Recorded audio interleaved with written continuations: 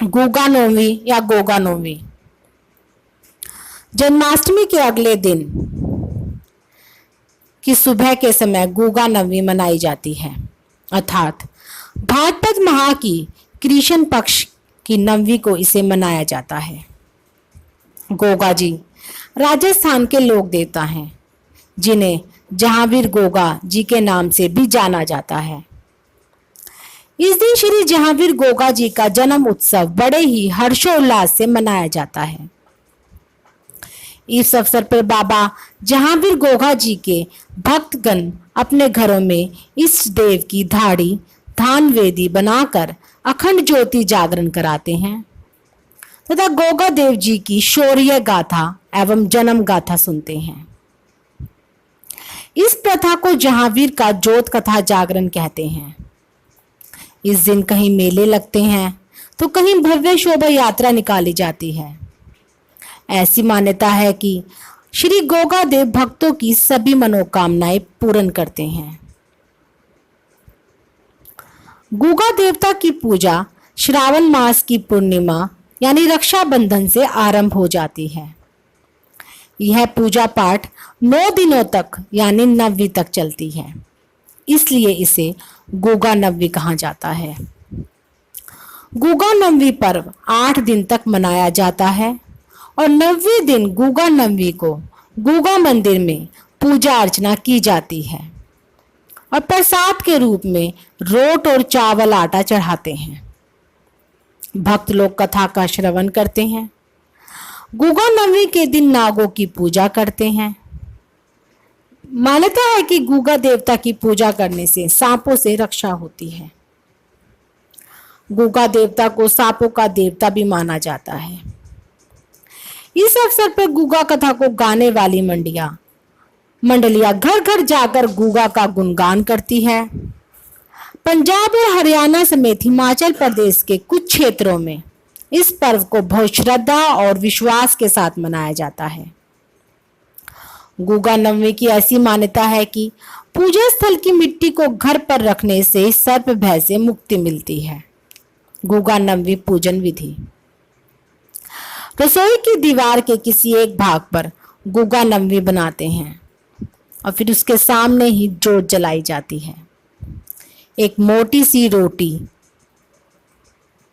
बनाकर उस पर घी भूरा रखकर साथ में एक कटोरी में चावल की खीर बनाकर रखते हैं। गोगा महाराज को रोली से तिलक करते हैं। स्वयं के और घर के सदस्यों को हल्दी का टीका लगाते हैं।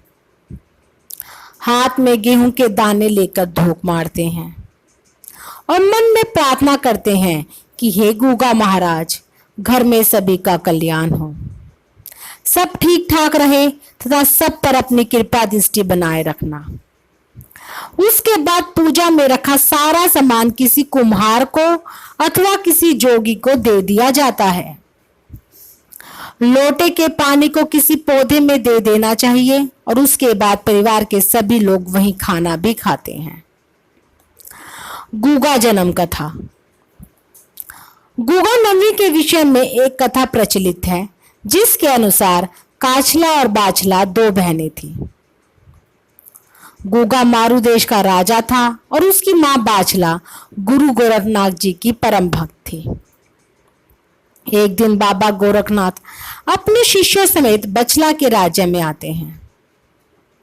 रानी को जब इस बात का पता चलता है तो वह बहुत प्रसन्न होती है। इधर बाबा गोरखनाथ अपने शिष्य सिद्ध धनेरिया को नगर में जाकर फेरी लगाने का आदेश देते हैं। गुरु का आदेश पाकर शिष्य नगर में भिक्षाटन करने के लिए निकल पड़ता है।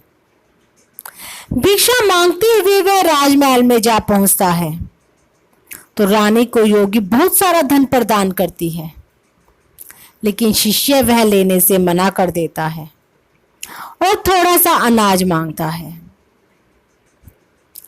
रानी अपने अहंकारवश उससे कहती है कि राजमहल के गोदामों में तो अनाज का भंडार लगा हुआ है, तुम इस अनाज को किस में ले जाना चाहोगे? तो योगी शिष्य अपना भिक्षा पात्र आगे बढ़ा देता है। आश्चर्यजनक रूप से सारा अनाज उसके भिक्षा पात्र में समा जाता है और राज्य का गोदाम खाली हो जाता है, किंतु योगी का पात्र भरता ही नहीं। जब रानी उन योगी जन से शक्ति के समक्ष नतमस्तक हो जाती है और उनसे क्षमा याचना की गुहार लगाती है, रानी योगी के समक्ष अपने दुख को व्यक्त करती है और अपनी कोई संतान न होने का दुख बताती है। शिष्य योगी रानी को अपने गुरु से मिलाने को कहता है, जिससे उसे पुत्र प्राप्ति का वरदान प्राप्त हो सकता है। गुरु गोरखनाथ जी ने सुबह आने को कहा कि सुबह मैं तुझे फल दूंगा। माता ने आकर सारी कथा राजा को सुनाई। उसकी बहन काचला सुन रही थी। माता काचला सुबह माता वाचला के वस्त्र पहनकर गुरु गोरखनाथ जी के डेरे चली गई और फल ले आई। उस फल से 2 जोड़े बच्चे पैदा हुए, जिन्हें जोड़े पीर भी कहा जाता है।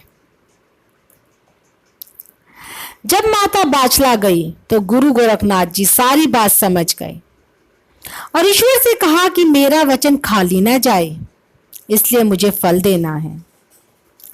एक बलिरू चाहिए जो ईश्वर से राजे जनमेजय की रूह मांगे।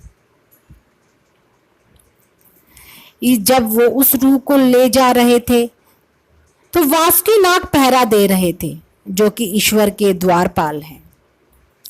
वहां जब नाग ने कहा हमें भी दिखाओ क्या ले जा रहे हो, तो जैसे ही गुरु गोरखनाथ जी ने मुट्ठी खोली तो नाग ने सोचा इसने तो हमारे कई कुल नष्ट कर दिए। अगर यह धरती पर चला गया तो न जाने क्या करेगा, और रूह को निगल लिया। उस समय वाल्मीकि जो सफाई का काम करते थे वो पीछे खड़ा होकर देख रहा था और उसने झाड़ू से उस नाग पर वार किया। रूह गुरु गोरखनाथ जी के हाथ में फिर से आ गई तो गुरु गोरखनाथ जी ने उसे वरदान दिया कि गूगे की कथा तुम्हारे खानदान के लोग गाएंगे। तब से हर वाल्मीकि गूगा को पूछता है। गोरखनाथ रानी को फल प्रदान करते हैं और आशीर्वाद देते हैं कि उसका पुत्र वीर तथा नागों को वश में करने वाला तथा सिद्धों का शिरोमणि होगा। इस प्रकार रानी को पुत्र रत्न की प्राप्ति होती है। उस बालक का नाम गूगा रखा जाता है। गूगे का जन्म राजपूत खानदान में हुआ। उसके जन्म के कुछ दिन बाद ही उसके पिता का स्वर्गवास हो गया। गूगा जी हर रोज नाग बांबी पर जाते और नाग निकाल कर मारते रहते और शाहकंडी जिसे नागों के स्थान के रूप में पूजा जाता है वहां चादर लेकर सो जाते। इस तरह बचपन से जवानी तक की उम्र पार कर ली। कुछ समय पश्चात जब गूगा के विवाह के लिए गोड़ बंगाल के राजा मालप की बेटी सुरियल को चुना गया और वो पंडित जब आया तो उसने गूगे का पता पूछा तो लोगों ने उसे बताया कि उसमें एक ओलो है, मतलब एक आदत है। वो शाहकंडी जाकर नागों को मारता रहता है। जबकि बंगाल के राजा नाग वंश के थे। राजा ने अपनी बेटी की शादी गूगा से करवाने से मना कर दिया। नाग घुमेर माता सलियर का मामा था। वो पंडित गूंगे के भाइयों को रिश्ता कराया और गूंगे को यह बात अच्छी न लगी। इस बात से दुखी गूगा अपने गुरु गोरखनाथ जी के पास जाता है और उन्हें सारी घटना बताता है।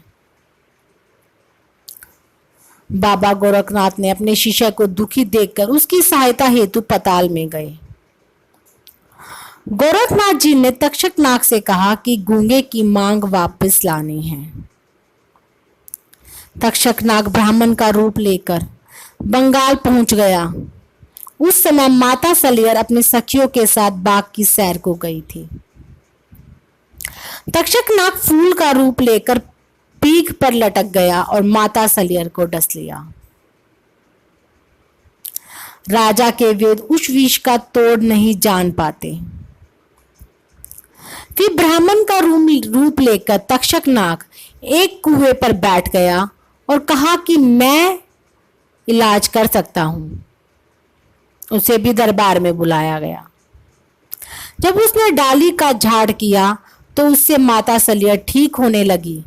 फिर दूसरी डाली करने से सेहत और खराब हो गई। तो तब उसने कहा कि इसका मंगना पहले जिस जगह हुआ है वहां करना पड़ेगा, तब भी ठीक होगी। राजा ने मान लिया। उसने लिख के ले लिया और माता को ठीक कर दिया। अब जब राजा ने विचार किया कि वहां रिश्ता करना नहीं चाहते, तो मंत्रियों की सलाह पर 1.25 किलो राई बांध दी और कहा, एक दाने के पीछे एक बाराती आए, और कहा अगर बारात कम हुई तो रिश्ता नहीं करेंगे। इस पर गुरु गोरखनाथ जी ने रिश्ता स्वीकार कर लिया और सभी नागों और देवताओं को बारात में आने का न्योता दे दिया। अब बारात विवाह के लिए रवाना हुई। काले बाग में डेरे लगा लिए तो वहां के राजा ने बारात को भगाने के लिए बहुत प्रयत्न किए, लेकिन गुरु गोरखनाथ जी के आगे उनका कोई जादू नहीं चला और शादी कर वापस आ गए। जब बारात शहर के बाहर थी तो गुगो के भाइयों ने हमला कर दिया, जो गुरु गोरखनाथ के दिए हुए फल थे। उन्हें जीतना भी आसान नहीं था। युद्ध हुआ तो गुगे ने उनके सिर काट दिए।